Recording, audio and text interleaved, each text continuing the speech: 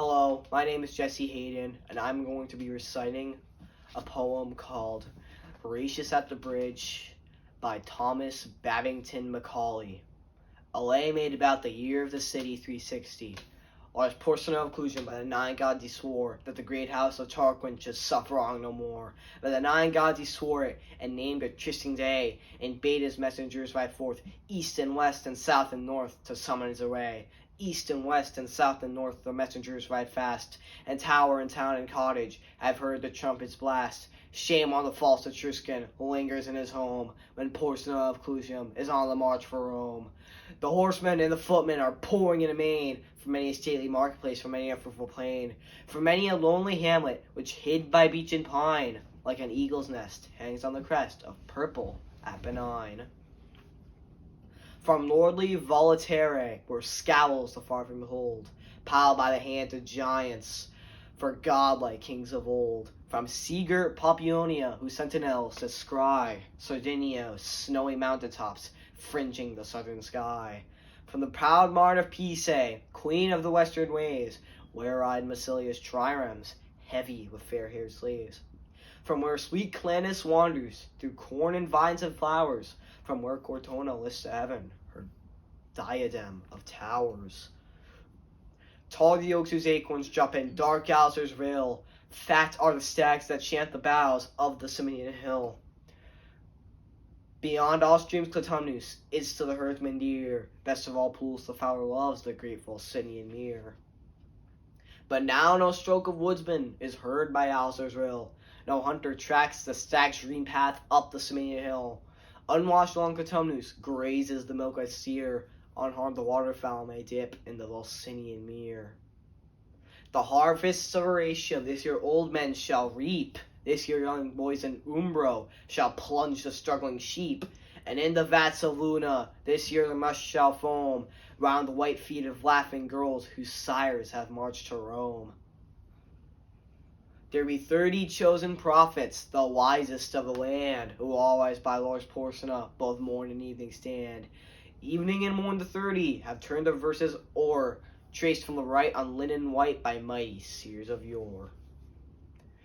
And with one voice the 30 have their glad answer given, go forth, Lord's Porcina, go forth, beloved of heaven, go and return in glory to Clusium's royal dome, and hang on Ursa's altars the golden shields of Rome.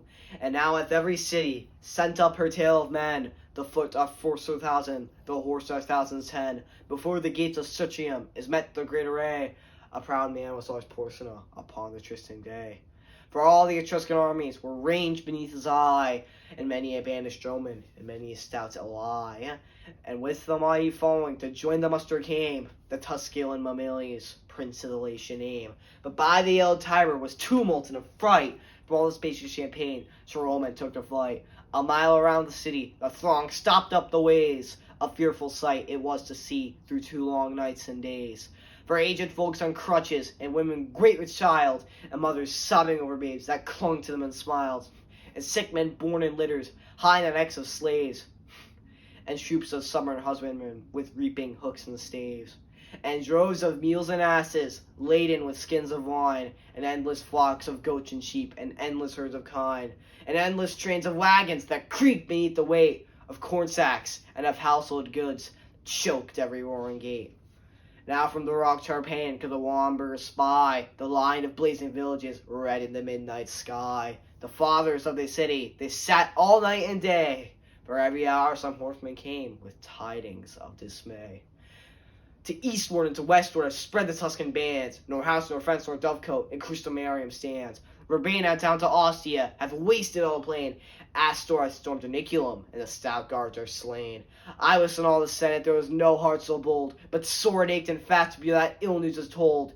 Forthwith uprose the consul, uprose the fathers all, in haste they girded up their gowns, and hied them to a wall.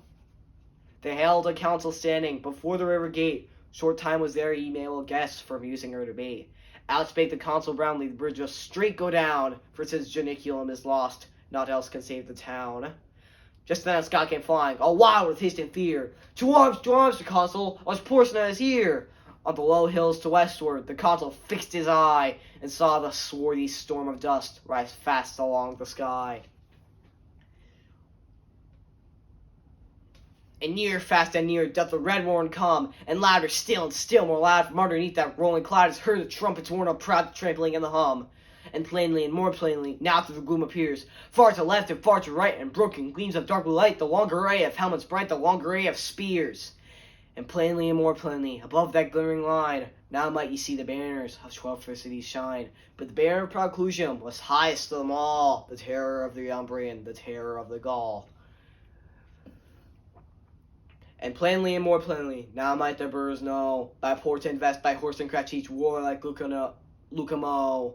There's sail news of Horatius on his fleet Roman seen, and Astor of the fourfold shield, girt with the brand and Elsemiel, Ptolemus with the belt of gold, and dark forbade from the hold by reedy Thrasymene. Fast by the royal standard, o'erlooking all the war, large portion of Clusium sat in his ivory car.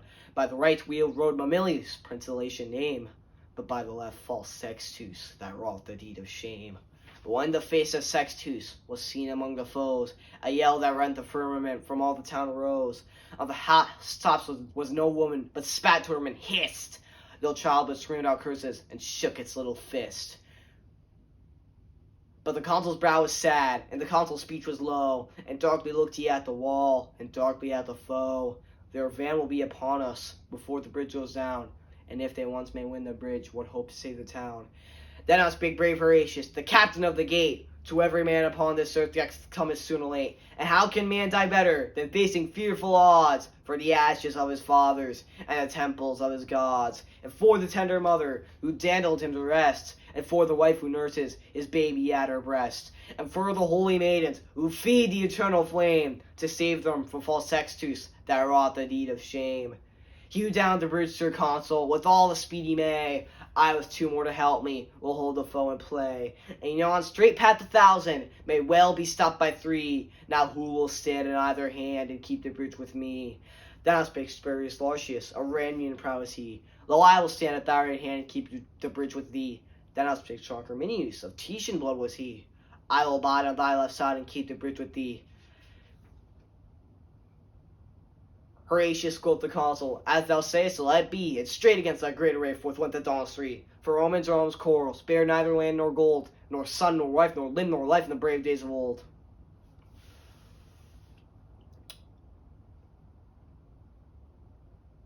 Then none was for a party, then all were for the state. Then the great man loved the poor, and the poor man loved the great. Then lands were fairly portioned, then spoils were fairly sold. The Romans were like brothers in the brave days of old. That Roman is to Roman, more hateful than a foe, and the tributes beard the high, and the fathers grind the low. As we wax hot in faction, in battle we wax cold. Wherefore men fight not as they fought in the brave days of old. Now while the 3 were tightening their harness on their backs, the consul was the foremost man to take in hand an axe. As fathers mixed with commons, seized hatchet, bar, and crow, and smote upon the planks above and loosed the props below.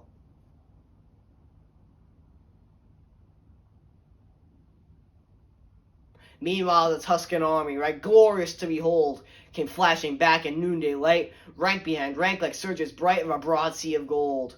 400 trumpets sounded, a peal of warlike glee, as that great host with measured tread and spears advanced and ensigns spread rolled slowly towards the bridge's head where stood the dauntless 3. The 3 stood calm and silent and looked upon the foes, and a great shout of laughter from all the vanguard rose. And forth 3 chiefs came spurring before that deep array. To earth they sprang, their swords they drew, and lifted high their shields and flew to win the narrow way. Aunus from green Tifernum, lord of the hill of vines, and Seius, whose 800 slaves sicken and ill his minds, and Picus long to Clusium, vassal in peace and war, who led to fight his Umbrian powers from that great crag where girt with towers the fortress of Nequinum lowers o'er the pale waves of Nar. Stout Lartius hurled down Aunus into the stream beneath. Herminius struck at Seius and clove him to the teeth. At Picus brave Horatius darted one fiery thrust, and the proud Umbrian's gilded arms clashed in bloody dust. Then Ocnus of Falieri rushed on the Roman 3, and Lausus of Ergo, the rover of the sea, and Aarons of Alcinium, who slew the great wild boar that had his den amidst the reeds of Cosa's fen, and wasted fields and slaughtered men along Albinia's shore. Herminius smote down Aarons, Lartius laid Ognius low, right to the heart of Lausus, Horatius sent a blow. Lie there, he cried, fell pirate, no more gas and pale. From Ostia's walls the crowd shall mark the track of thy destroying bark. No more Campania's hinds shall fly to woods and caverns when they spy thy thrice accursed sail. But then no sound of laughter was heard among the foes. A wild and wrathful clamor from all the vanguard rose. Spick spear's length from the entrance halted that deep array, and for a space no man came forth to win the narrow way. But hark, the cry is Astur, and lo, the ranks divide, and the great Lord of Luna comes with his stately stride. Upon his ample shoulders clangs loud the fur-fold shield, and in his hand he shakes a brand which none but he can wield. He smiled in those bold Romans, a smile serene and high. He eyed the flinching Tuscans, and scorn was in his eye. Quoth he, the she-wolf's litter stands savagely at bay, but will ye dare to follow, if Astur clears the way? Then whirling up his broadsword with both hands to the height, he rushed against Horatius, and smote with all his might. With shield and blade Horatius right deftly turned the blow. The blow though turned came yet to nigh, it missed his helm, but gashed his thigh. The Tuscans raised a joyful cry to see the red blood flow. He reeled in on Herminius, he leaned one breathing space. Then, like a wildcat mad with wounds, sprang right at Astur's face, through teeth and skull and helmet. So fierce a thrust he sped, the good sword stood a handbreadth out behind the Tuscan's head. Then the great Lord of Luna fell at that deadly stroke, as falls on Mount Avernus a thunder-smitten oak. Far o'er the crashing forest the giant arms lie spread, and the pale augurs, muttering low, gaze on the blasted head. On Astur's throat Horatius right firmly pressed his heel, and thrice and 4 times tugged the mane ere he wrenched out the steel. And see, he cried, the welcome, fair guests that wait you here. What noble Lucumo comes next to taste our owe and cheer? But at his haughty challenge a sullen murmur ran, mingled of wrath and shame and dread along that glittering van. There lacked not men of prowess, nor men of lordly race, for all Etruria's noblest were round the fatal place. But all Etruria's noblest felt their hearts sink to see on the earth the bloody corpses, in the path the dauntless three. And from the ghastly entrance where those bold Romans stood, all shrank like boys who unaware, ranging the woods to start a hare, come to the mouth of the dark air where growling low a fierce bear lies amidst bones and blood. Was none who would be foremost to lead such dire attack, but those behind cried forward, and those before cried back, and backward now and forward waves that deep array. And on a tossing sea of steel, to and fro the standards reel, and the victorious trumpet peal dies fitfully away. Yet one man for one moment strode out before the crowd. Well known was he to all the three that gave him greeting loud. Now welcome, welcome, Sextus. Now welcome to thy home. Why dost thou stay and turn away? Here lies the road to Rome. Thrice looked ye at the city, and thrice looked ye at the dead, and thrice came on in fury, and thrice turned back in dread. And white with fear and hatred, scowled at that narrow way, where wallowing in a pool of blood the bravest Tuscans lay. But meanwhile axe and lever have manfully been plied, and now the bridge hangs tottering above the boiling tide. Come back, Horatius, loud cried the fathers all. Back, Lartius, back, Herminius, back ere the ruin fall. Back darted spurious Lartius, Herminius started back, and as they passed beneath their feet they felt the timbers crack. But when they turned their faces, and on the farther shore saw brave Horatius stand alone, they would have crossed once more.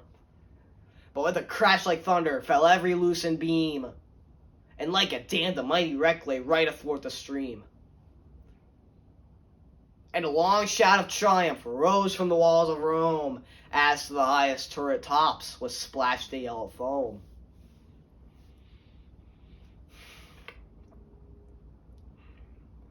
And like a horse unbroken, when first he feels the rein, the furious river struggled hard and tossed his tawny mane, and burst the curb and bounded, rejoicing to be free, and whirling down in fierce career, battlement and plank and pier, rushed headlong to the sea.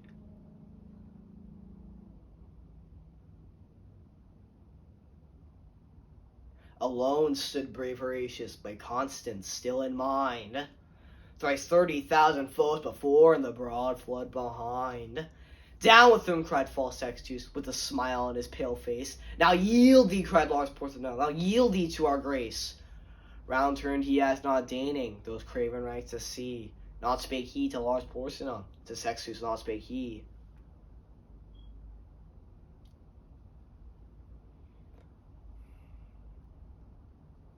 But he saw on Palatinus the white porch of his home,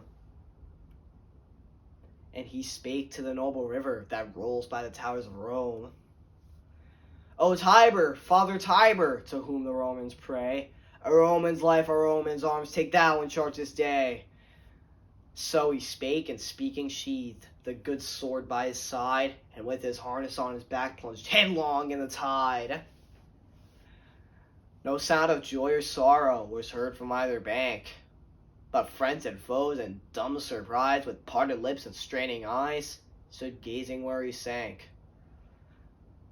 And when above the surges they saw his crest appear, all Rome sent forth a rapturous cry, and even the ranks of Tuscany could scarce forbear to cheer.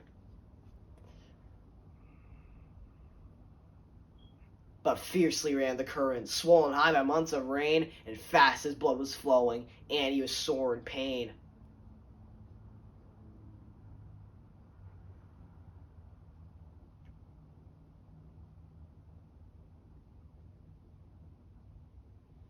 And heavy with his armor, and spent with changing blows, and oft they thought him sinking, but still again he rose.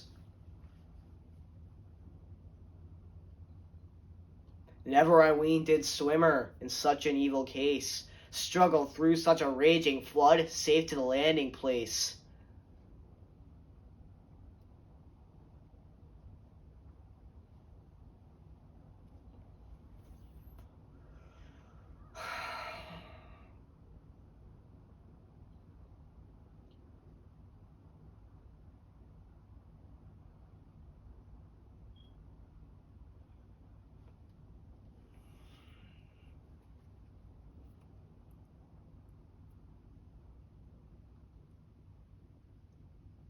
But his limbs were borne up bravely by the brave heart within, and our good Father Tiber bore bravely up his chin.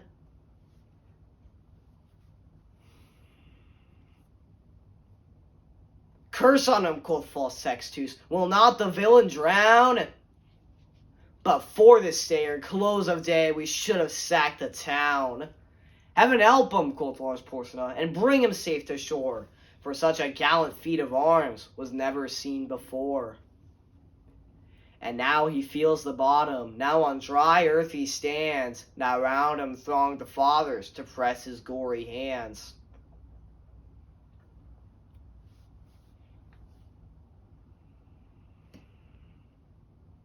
And now with shouts and clapping, and noise of weeping loud, he enters through the river gate, borne by the joyous crowd. They gave him of the cornland that was of public right, as much as 2 strong oxen could plow from morn till night. They made a molten image and set it up on high, and there it stands unto this day to witness if I lie.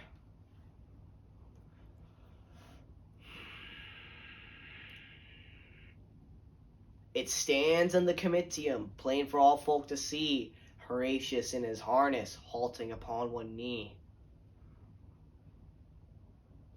And underneath is written, in letters all of gold, how valiantly he kept the bridge in the brave days of old. And still his name sounds stirring unto the men of Rome, as the trumpet blast that cries to them to charge the Volscian home.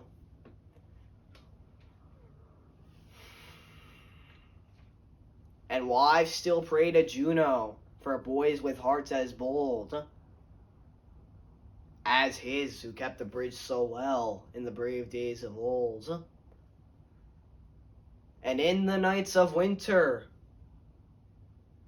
when the cold north winds blow, and the long howling of the wolves is heard amidst the snow,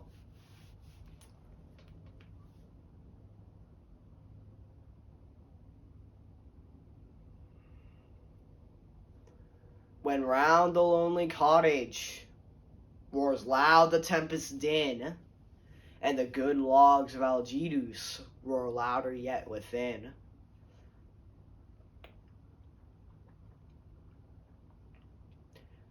When the oldest cask is open and the largest lamp is lit, when the chestnuts glow in the embers and the kid turns on the spit, when young and old encircle